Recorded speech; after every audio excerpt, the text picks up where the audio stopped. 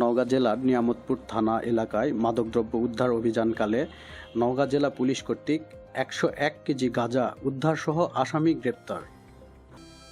আপনারা ইতিমধ্যে দেখছেন যে আমাদের সামনে 101 কেজি গাঁজা এখানে আছে।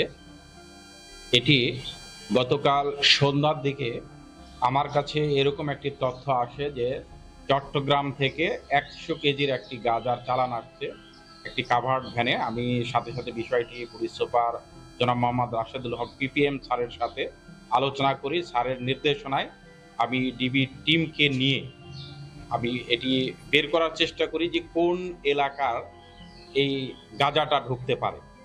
তো আমাদের এই নওগাঁ জেলার যারা ব্যবসায়ী, এই ব্যবসায়ীদের তালিকা আছে, এটা বিশ্লেষণ করে আমাদের কাছে মনে হয়েছে এবং আমাদের যেই সোর্স ছিল এবং তথ্য ছিল এতে করে যে এটি মহাদেবপুর নিয়ামতপুর এই এলাকাতে এই গাঁজাটা ঢুকতে পারে। আমরা সাথে সাথে ডিবি টিম সহ নিয়ামতপুর থানা পুলিশ, মহাদেবপুর থানা পুলিশ, এই টোটাল 5টি টিমকে আমি রেডি করি এবং বিভিন্ন স্থানে তাদেরকে সেট করি।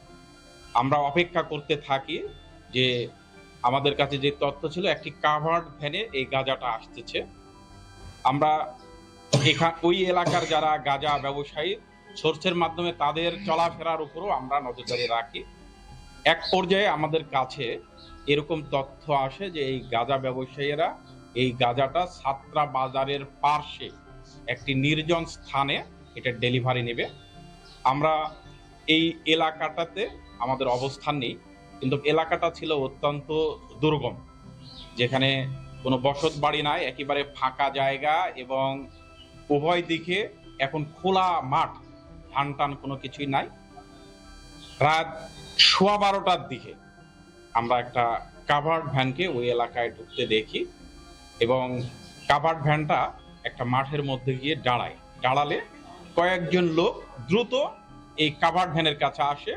আমরা সেখানে ছুটে গিয়ে তাদেরকে ধরার চেষ্টা করি এবং হাতে নাতে দুজন ব্যক্তিকে আমরা ধরে ফেলি। একজন হচ্ছে কাভার্ড ভ্যানের ড্রাইভার বা চালক সুমন বাপ্পি, যার বাড়ি ব্রাহ্মণবাড়িয়া জেলায়, এবং আরেকজন ব্যক্তি যে এই গাঁজা ওখানে নেওয়ার জন্য প্রস্তুত নিয়েছিল, 12 নাম, তার বাড়ি ওই ছাত্রা এলাকাতে। এই দুইজনকে আমরা হাতে নাতে সেখানে আটক করতে সক্ষম হয়।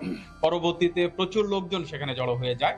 আমরা এই লোকজনের সামনে এই কাভার্ড ভ্যান এটি আমরা খোলার পর সেখানে আমরা 4টি পাটের বস্তা, আপনারা দেখছেন এই পাটের বস্তাগুলো পাই এবং লোকজনের সামনে আমরা ভিডিও অন রেখে এই বস্তাগুলো কেটে একে একে 34টি এইরকম আমরা এই টুপলিগুলো পাই। এই টুপলি আমরা কেটে দেখি এগুলোতে গাঁজা আছে।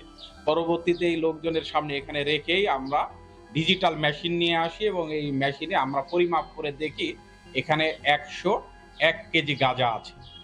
এখান থেকে এই গাঁজা ব্যবসায়ীদের কয়েকজন পালিয়ে যায়। ইতিমধ্যে আমরা তাদের নাম ঠিকানা পেয়েছি এবং আমার বিশ্বাস যে স্বল্প সময়ের মধ্যেই এই গাঁজা পরিবহনের সাথে যারা ছিল, এই গাঁজা ব্যবসায়ের সাথে যারা যুক্ত ছিল, বাকিদেরও আমরা অ্যারেস্ট করে আইনের আওতায় নিয়ে আসতে পারব। আপনাদের অসংখ্য ধন্যবাদ।